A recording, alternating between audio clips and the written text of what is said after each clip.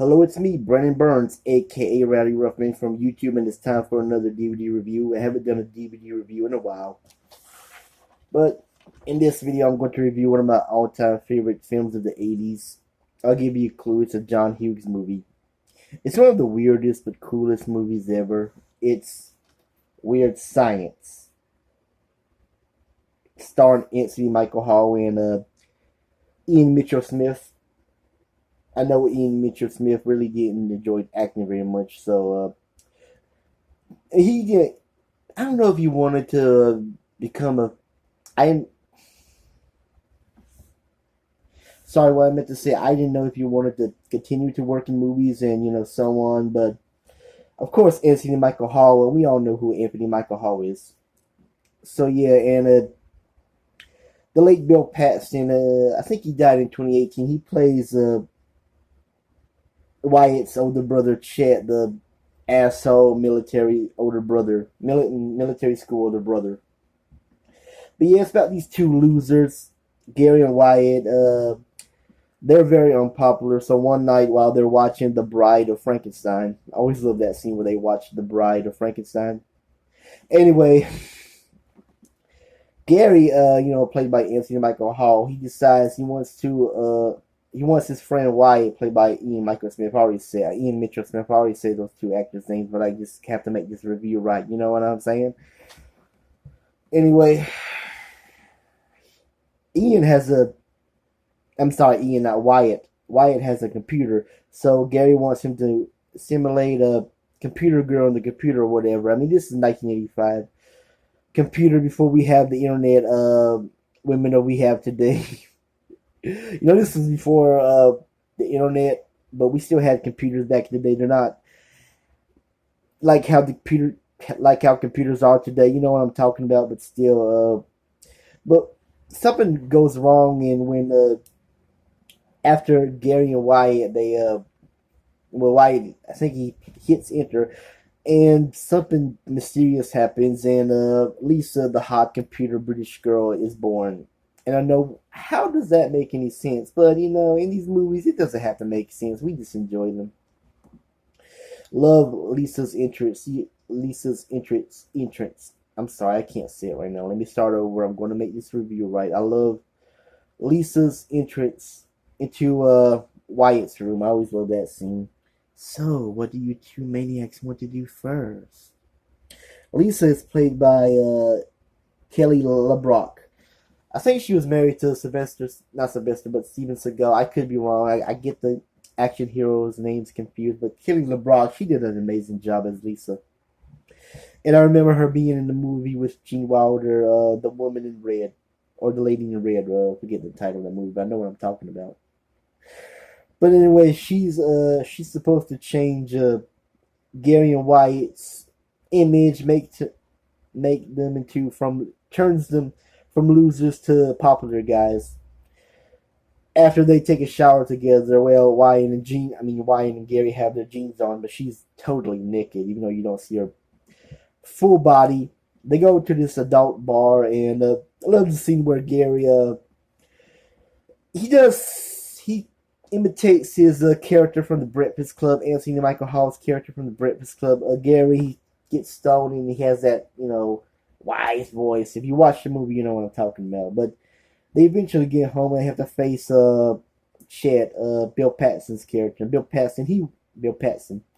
He was a great, not really a villain, but a great butthole in this movie, playing the mean older brother. I love his haircut. You see it right there, Bill Paxton. Chet, or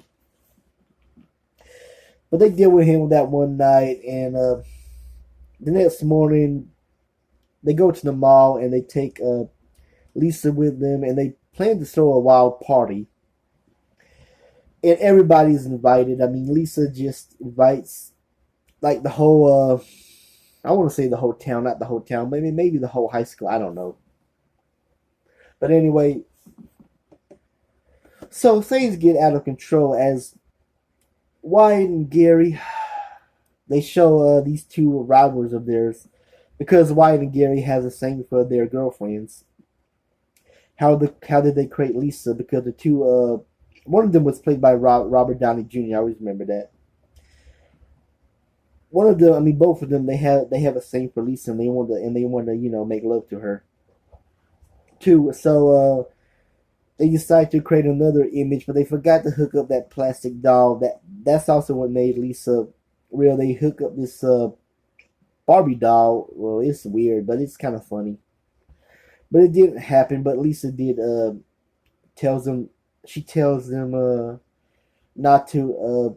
What did she say? I'm trying to say. She tells them not to be egomaniacs, and she says, "When are you going to learn? People are going to like you for not what you are. Not people are going to like you for what you are, not what you can give them. Get them out." Let me start over. She says, "People are going to like you for what you are, not what you can give them." But eventually, somehow Misso enters Wyatt's room, and Lisa decides to test them, and she creates these horrible bikers, these mean bikers. One of them was played from that guy, Michael somebody. I can't remember his last name. The bald-headed guy from The Hills Have Eyes. He was one of the bikers.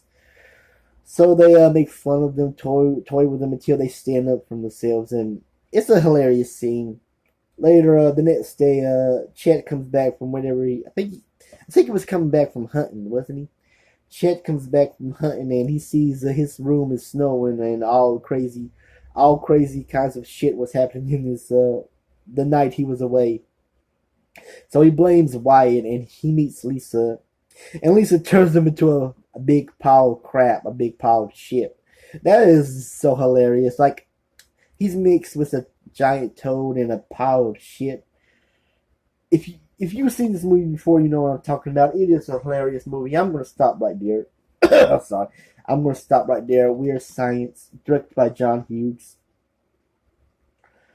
He was already popular with 16 Candles in The Breakfast Club. I always say The Breakfast Club is my favorite of all of them. And second is Weird Science. Weird Science. 16 Candles is alright. This is not my all-time favorite. Talking about his high school movies, not the rest of his movies.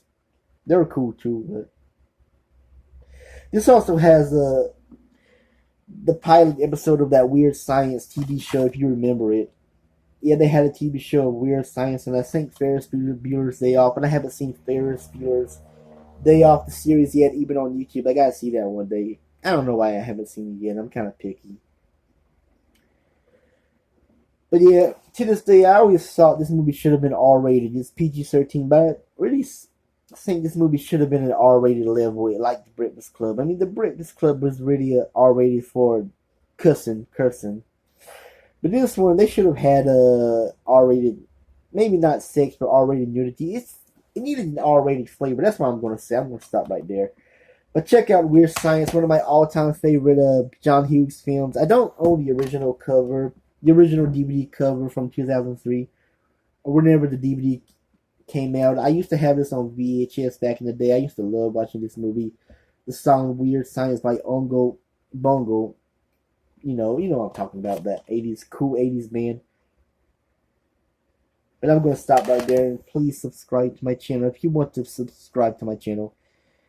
I'm always going to say this because I love saying this in all my other videos. You don't have to like me. You don't have to respect me. Please, guys, subscribe. I need more subscribers.